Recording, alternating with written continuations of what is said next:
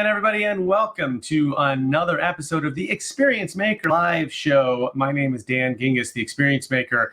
I'm a customer experience speaker, podcaster, author, and coach. And every week, I bring a great new guest on this show to teach us something new about customer experience. And this week is, of course, no exception. I do want to remind you and announce that the Experience Maker book is out there, and it is now available in every format possibly imaginable: hardcover, paperback, ebook, audiobook, however you like to consume books. The Experience Maker is out there, and would love for you to check it out at Amazon, Barnes & Noble, or your favorite bookstore. So today I am very excited to welcome Donna Weber to the program. And Donna is the customer onboarding expert. She's the author of Onboarding Matters, and also known as a top influencer in the customer success space. Donna, welcome to the show. Dan, thank you so much for having me. It's a real pleasure to be here, and congratulations on releasing your audiobook and your book in general. Well, thank you. I was kind of pumped about the audiobook. I didn't do that the first time around, and I recorded my own. It was a lot of fun. And I'm shocked at the demand for audiobooks, mostly because it's not how I consume books. But, you know, we got to know our customers, and we got to understand what they want. And so I was trying to deliver on customer demand there. Well, I completely relate, because I am just wrapping up the recording of mine, and I was watching your show with Drew Nizer, and he was saying how many typos he found with the audiobook, and oh my God, I found the same. So I just got the manuscript updated. So hopefully there's very few typos left.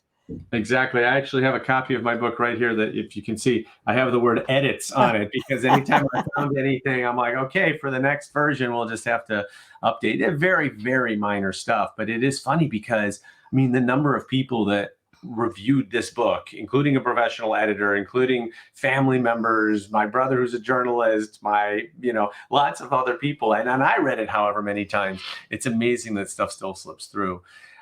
So talk to me about, let's first talk about onboarding. And how did you get into this specific part of customer experience? Well, thanks for asking. Well, so my background is working on the customer-facing side of things. I've worked with customer education, customer enablement, customer success. And, I've seen the kind of transition as we've become more of a subscription economy. And, I worked at companies where we're so focused on the buyer journey. There's a lot of customer experiences very focused on the buyer journey, the sales funnel. We map customer journeys, but we end when the deal closes, right? And we're always like, cheering and ringing the bell when we got a new logo.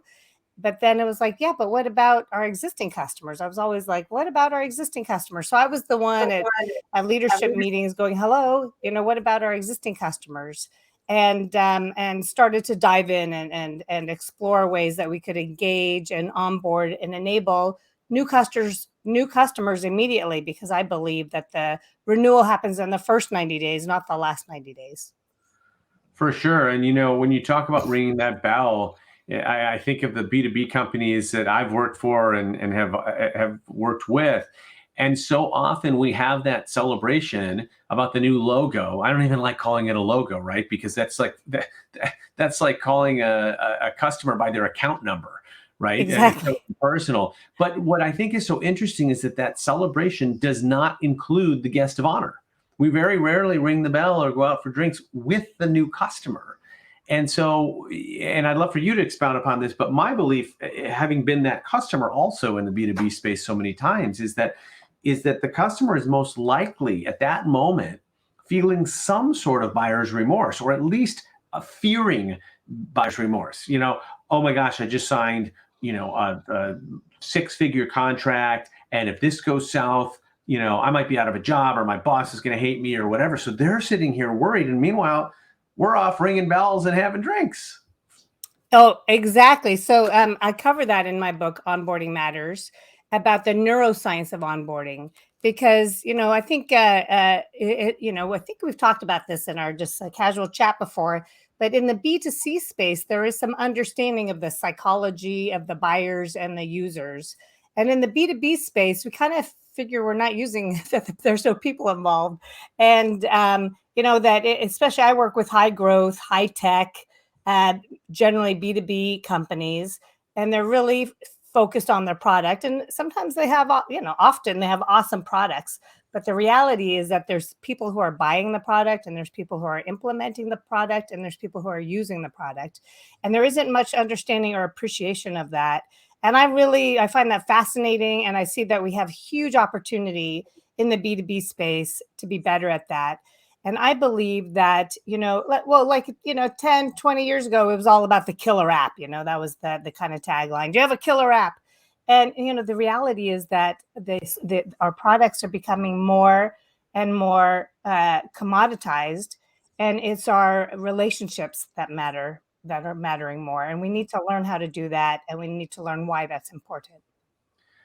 Totally agree. And one of the things I say in my book is that competing on price has become a loser's game, and competing on product has become harder and harder because so much has become commoditized. And I even, I bring up in the example of Uber, and how Uber is probably one of the most innovative companies of our generation. And yet today, if you get into a car, I dare you to tell me whether it's an Uber or a Lyft. And the answer is it's probably both, because the driver's working for both companies. And so that's how undifferentiated the product is now. And then therefore what's left is the experience. I want to talk about, before we get to customer success, I want to talk about something else that happens in the onboarding and B2Bs, which is generally that as soon as the customer becomes a customer, as soon as they're done working with the sales team, the salesperson hands them off to somebody else. And it could be a customer success team. It could be an account management team. But talk about that transition and how we can make sure that that's smooth. Absolutely. So in the book, I have 6 stages of the orchestrated onboarding framework. So it's the framework to drive customers quickly to initial value and then to lifetime value. And we start in the embark stage, and then I'll just quickly tell you the phases, and then we'll talk about the handoff. There's the embark, the handoff, the kickoff, the adopt, the review, and the expand. And the handoff stage, traditionally, folks think about, the sales team's going to do a handoff to the post-sales teams. I include 2 handoffs in my handoff stage, the internal handoff and then the customer handoff.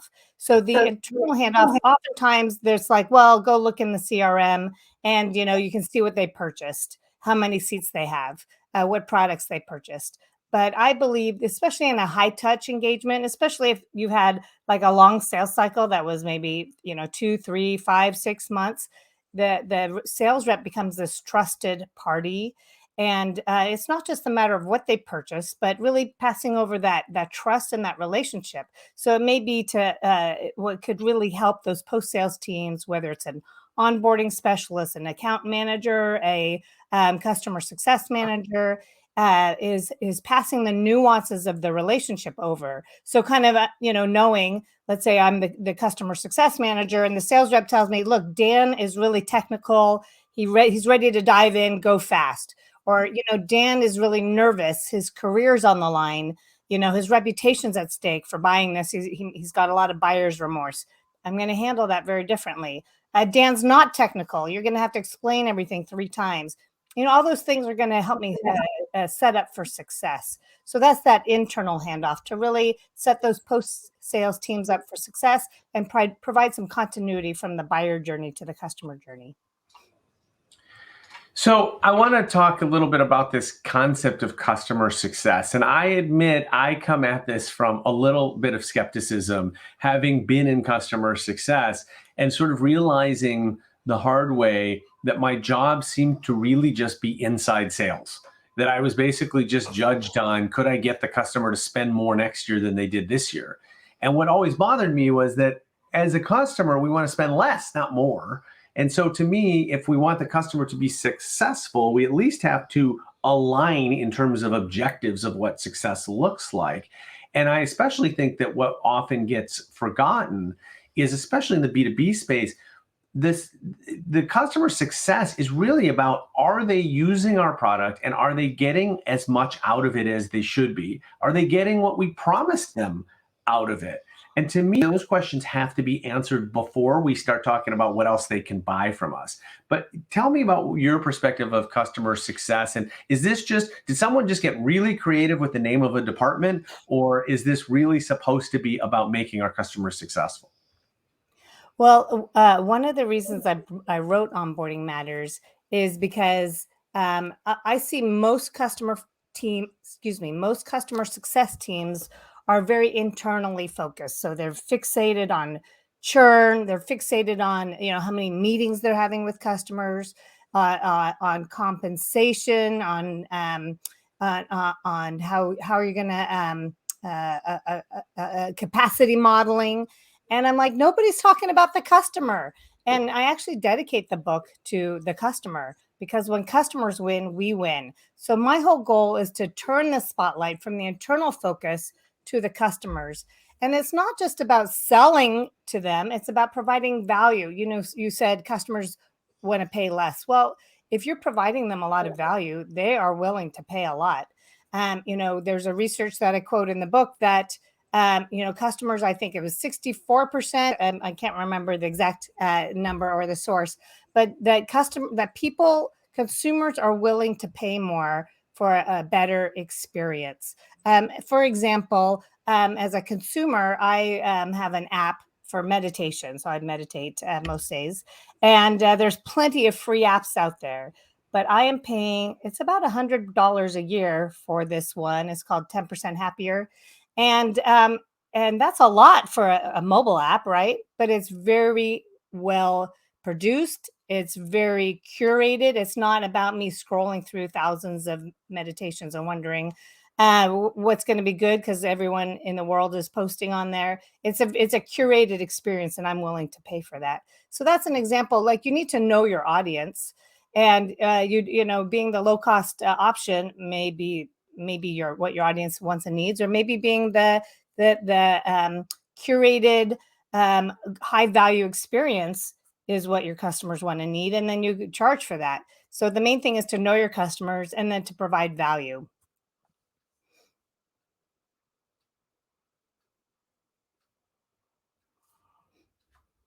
I can't hear you. Hold on. Let me. So how do you go about There you go. knowing your customers? What are some of the best methods that you've seen?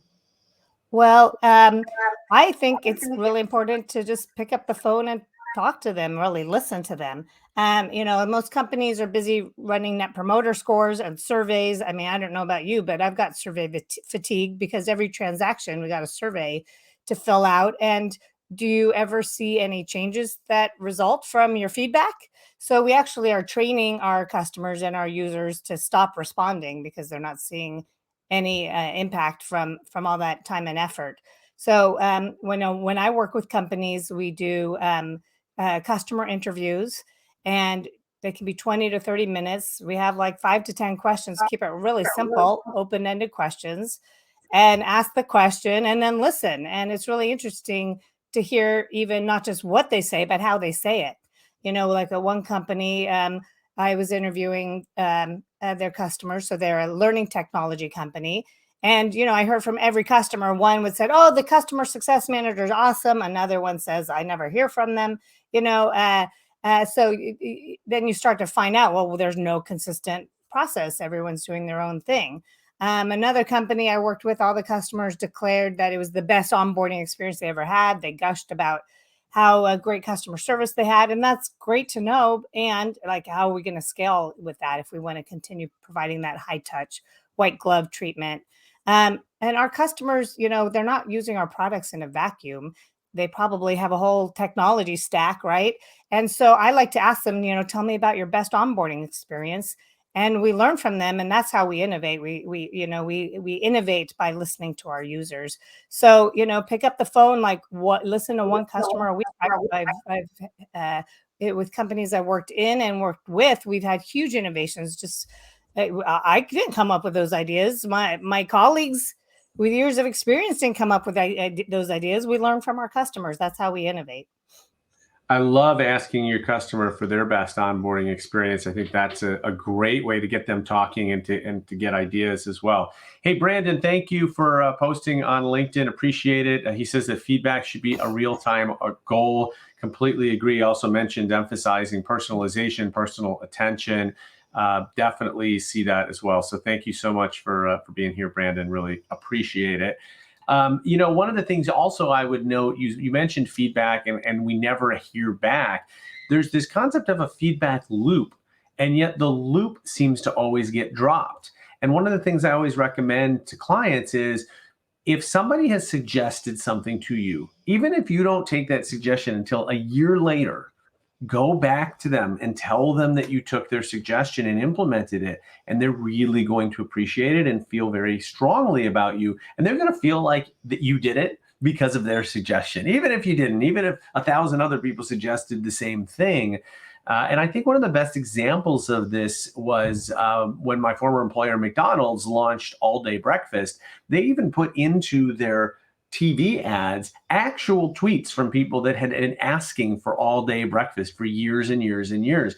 They went back to every individual tweet, hundreds of thousands of them, and responded back and said, it's here.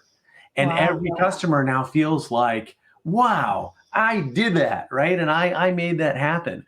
And guess what? They're going to tell their friends and family, and that's a huge amount of promotion right there. Absolutely, for sure. Hey, I've got another comment from an audience member, Dennis. When onboarding, start with the desired emotional outcome before the business outcome. The business outcome is obvious. The emotional outcome is overlooked and underappreciated. What's your response to that, Donna? Yeah, absolutely. So understanding the success outcomes. So when I work with companies, we build out a success plan. And so you can capture those business objectives as well as the personal objectives. And when I work with companies, I ask the stakeholder, the buyer I'm working with, what would this mean to you personally? Oh, I'd be able to sleep through the night.